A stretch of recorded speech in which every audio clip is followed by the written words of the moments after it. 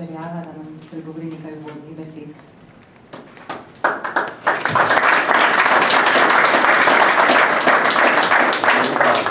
Za besedo bomo rekli dobro jutro tokrat, glede na to, da smo včeraj šli, ne, danes smo šli spat, ne.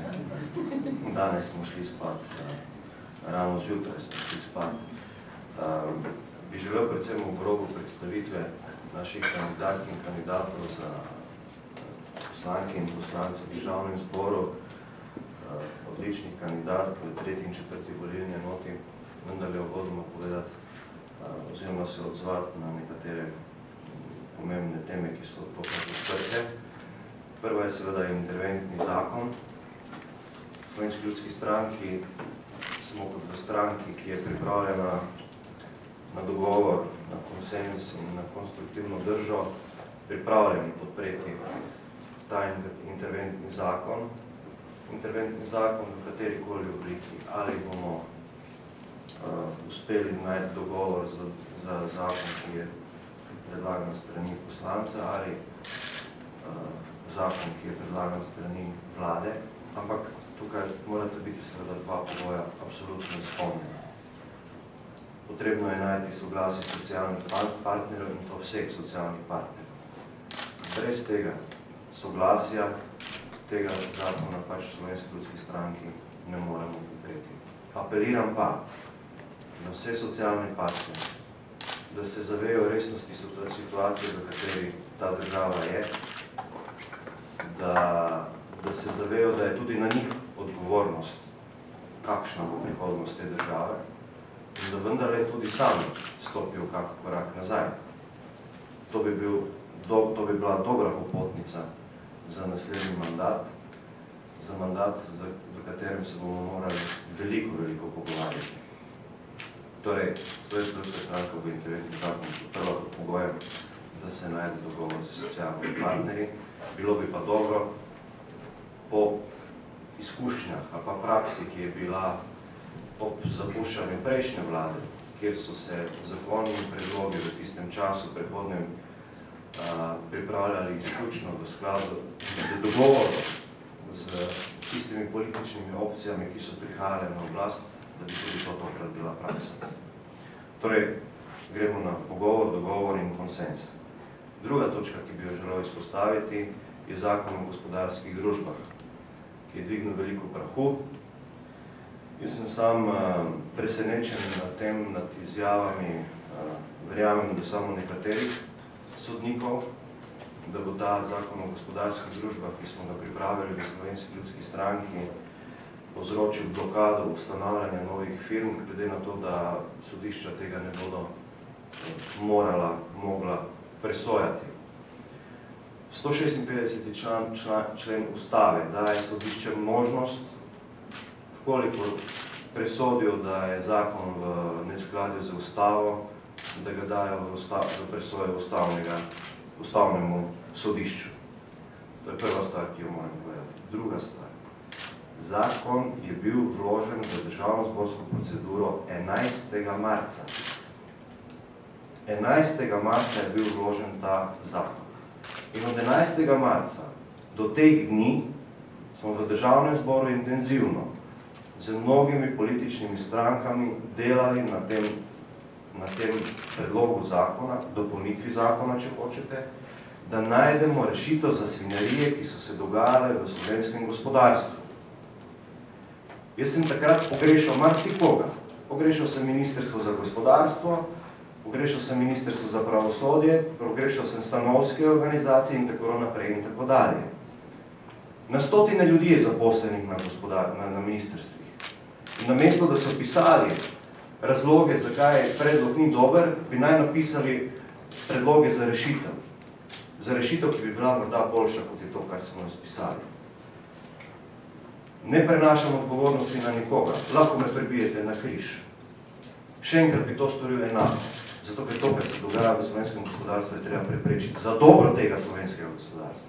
Za dobro tistih poštenih menedžerjev, ki delajo pošteno in korektno. Ne more se zgoditi in ne sme se dogajati več, da bodo menedžerji iz takšnih in drugačnih razlogov, iz pohlepa in tako naprej. Spravili svoje podjetje na kant, leta in leta ne plačevali prispevke za zaposlene, na koncu zaposlene vrgli na cesto, ne? Sami sporedno, brez kakršnekoli omejitve, ob tej svinjariji ustanovili novo podjetje, 1, 2, 3, 10, svojo zgodbo lepo preprosto peljali naprej. To ne more biti. Ne more. Konec, pika. In jaz sem proti. In se bom boril proti temu do konca in do kraja. Menedžerji morajo zgraditi svojo zaupanje nazaj. To ne bo enostavna naloga. Zato bodo potrebne tudi žrtve. In jaz sem trdno prepričan, da ta žrtev, da bo kateri od njih, ki je doživel kakšen brodolom, ob prevzemanju nove odgovorne funkcije, v katerem drugem podjetju, vodstvene funkcije, da bo seveda v nepravnem postopku v sodišču dokazal, da ni bil kriv za to, da je prejšnjo podjetje šlo v stečaj, da je to pošteno, korektno in fair. Ko nogometno moštvo izpade iz prve lige, delijo usodo tega izpada vsi igralci, tako dobri, kot tudi tisti, ki so se borili z vsemi štirimi, ko se temu reče. In plačajo usodo tega dejstva vsi. In tukaj seveda pričakujemo od vseh menedžerov, da bodo to razumeli. Oni potrebujejo novo zaupanje. Zaupanje tudi svojih zaposlenih in zaupanje vseh nas ljudi. To je druga točka, ki se mi zelo jasno povedati. Tretja točka. To, kar se odpira v zadnjem času okrog davčnih oaz. Mimogrede, sam sem vložil zakon za to, da se transakcije v davčne oaze javno objavijo na portalu Urada za preprečevanje pranja denarja. Ampak ni to ključni catch. Bi želel polemizirati proti temu, ker se s tem absolutno ne strinjam. Češ, da je seveda, da so finančne transakcije v davčne oaze seveda zakonite in da to ni nobenega problema. In da to počnejo mnogi gospodarstveniki in da je to preprosto nekaj, kar je del tega sveta in da se s tem moramo sprijazniti. Ne, ni res. Ni res. Gospodarske družbe gredo v tujino zaradi 3 razlogov. Prvič, gredo zaradi trga. Drugič, gredo zaradi cenejše delovne sile. In tretjič, to, kar se dogaja v zadnjem času, odhajajo v tujino tudi zaradi tega, ker v Sloveniji ne dobijo pravočasnega gradbenega dovoljenja. Ampak v vseh teh primerih, spoštovani, davki na koncu končajo v Sloveniji. Tako kot davki tistih podjetij, ki so jih tujci odprli v Sloveniji, končajo v njihovih državah, tako v teh 3 primerih davki najbrž končajo v Sloveniji. In jaz s tem nimam problema. Imam pa problem z tistimi, ki se pa grejo davčne transakcije dejansko v davčnih oazah zato, da v Sloveniji ne bi plačali davkov. Sicer bi živeli v Sloveniji, bi v Sloveniji hodili v šolo, bi v Sloveniji hodili v zdravstveni dom, bi v Sloveniji se vozili po lepih cestah in tako naprej, davke bi pa bi plačevali v tujini, zato ker je tam ceneje in so nižji. In to je zdaj zakonito. Je, ja. Ampak je to v redu. A je to pošteno? Hkrati pa bomo predlagali višji DDV. Jaz se s tem ne strinjam. In država mora z vsemi svojimi inštrumenti, ki jih ima, tako kot je to naredila mimogrede Angela Merkel. Spomnite se, kaj je naredila na primeru Liechtensteina.